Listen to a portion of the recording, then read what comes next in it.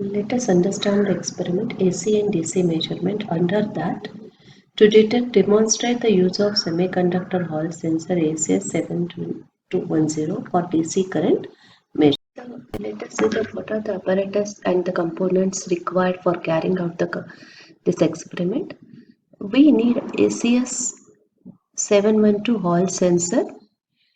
Basically, we are using the DC measurement using the Hall sensor. So this Hall sensor Hall effect will study what is the Hall sensor and the Hall effect, that we'll study in detail. The apparatus which we required is DC ammeter, DC voltmeter, connecting wires, rheostat, regulated power supply 0 to 30 volt. In this you can see the complete connection diagram here. There are two power supplies. One is 12 volt power supply, another is 5 volt power supply. 5 volt power supply is a power supply required for Hall sensor, and 12 volt power supply is a power supply which is required in our experiment to measure the various voltages and currents. So Hall sensor IC is shown in the figure. It is having the IP plus one terminal and the IP minus another terminal, current, incoming current and outgoing current. VCC, V out, VCC for the giving the supply. This is the VCC terminal actually here, and then ground. One ground is there too, and between this ground and VCC, this power supply is connected. So this is the connection and the procedure. So we have seen how this connection is done. So based on that, what are the measurements we have to take? We have to measure the load current, load voltage and Hall sensor voltage. So we can increase the load current till 2 ampere inner steps and measure the load voltage and Hall sensor. Based on this observation table, we'll plot a graph between the Hall sensor and load current, and we'll comment on how is the variation between the load current and Hall sensor. So in other way, we are measuring the Hall voltage which is in proportion to the load current, and this is a DC load we have connected, hence it is a DC load current. This is how Hall sensor is used here to measure the DC current.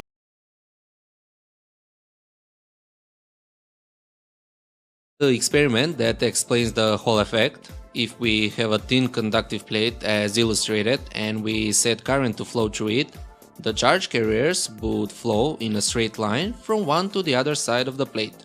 Now, if we bring some magnetic field near the plate, we would disturb the straight flow of the charge carriers due to a force called Lorentz force. In such a case, the electrons would deflect to one side of the plate and the positive poles to the other side of the plate. This means if we put a meter now between these two sides, we will get some voltage which can be measured. So, the effect of getting a measurable voltage, as we explained above, is called the Hall effect.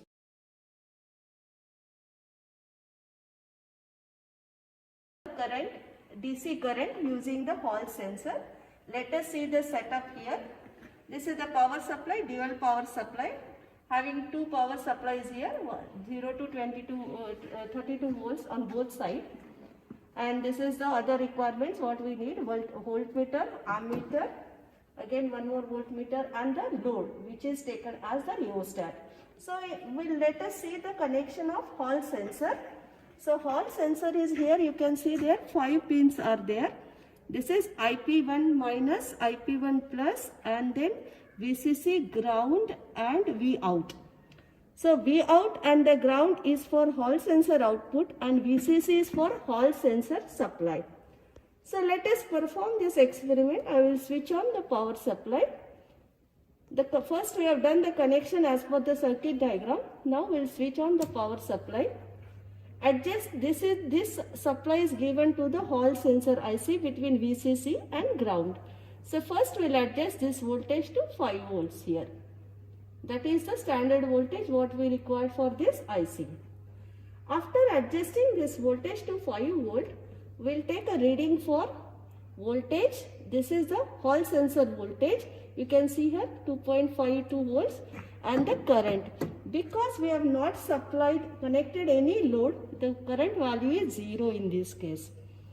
Now what we'll do, we'll give the supply to the load side The load side connection is this. This is a load and load side supply which is off. Hence there is a no current.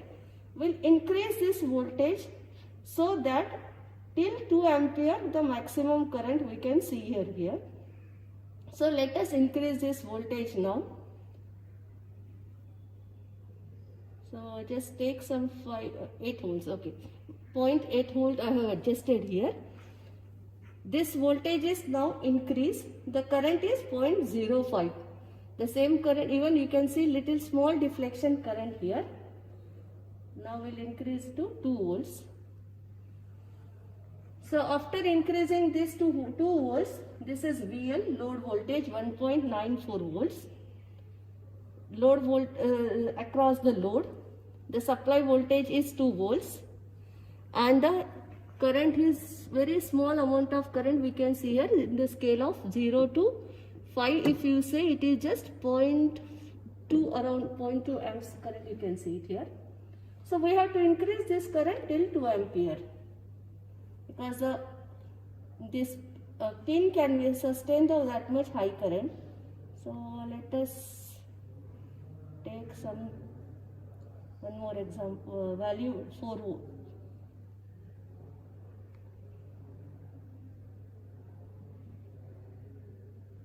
Okay, almost 5 volts I have adjusted here. This load voltage is increased, which is exactly same as this voltage, but little connected across the load, so you cannot see the same as this is digital and this is analog. Here the current, you can see now the current has increased much. It is now 0.4 amps almost, 0.25 amps. Sorry, it is 0.25 amps. Here you can see the current as 0.32 amps. So this current is changing, the voltage is changing, and this current which is across through the Hall sensor in the secondary side also changing, and Hall voltage also changing. It is 2.5.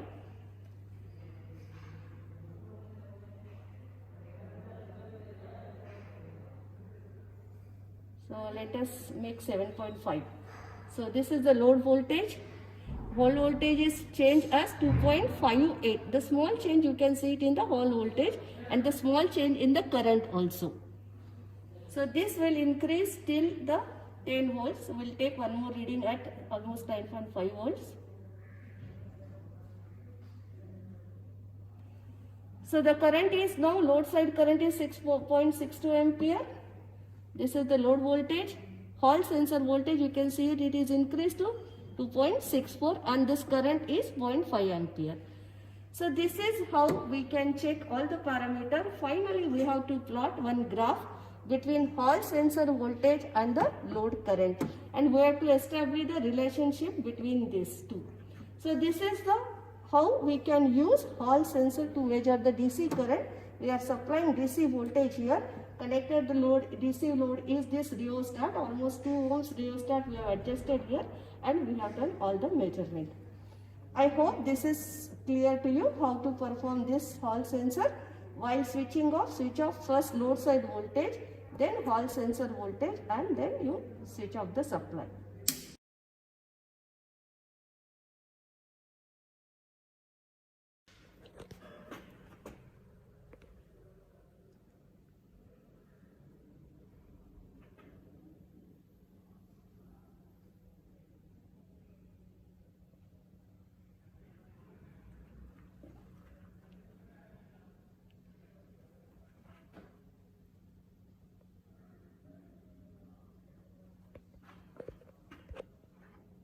So for the AC current measurement, the components which required is the auto transformer, then the transformer. This is a 3 kVA transformer. This is the CT you can see here. And the 2 ammeter, one is connected across the secondary of transformer. This yellow connection you can see, this is the ammeter which is connected across the secondary of transformer. These are 2 CT connection which is connected to ammeter. This is the ammeter which is connected across the secondary of current transformer. So in this case, current transformer is used for the current measurement. Basically, current transformer consists of a thick bar on the primary side and number of turns on the secondary side. It is a type of step down current transformer. So primary side current will be more and the secondary side current will be less. So let us see how to perform this experiment. First we'll switch on the supply. This is the auto transformer. From the auto transformer we'll slowly increase the voltage. Then we'll make the record of this secondary current. This ammeter shows the transformer secondary current, and then we'll check the secondary current in the CT. So almost here the current is, this CT is having the transformation ratio 1:5. So secondary side you can see here almost 1 ampere and here almost 0.1 ampere. So CT ratio is maintained here. Let us increase this voltage because we can go up to 50 amperes on the secondary side. So we'll increase the voltage on this slowly. So we are keeping now secondary side 10 amps. Slowly we have to adjust this voltage because we are just short circuiting the secondary. So very slowly we'll adjust it. You can see little deflection. This is 10 amperes, almost 10 amperes on the secondary, and 0.1 ampere on the primary secondary of CT. So we'll increase this again. This is, we'll go up to 20 almost.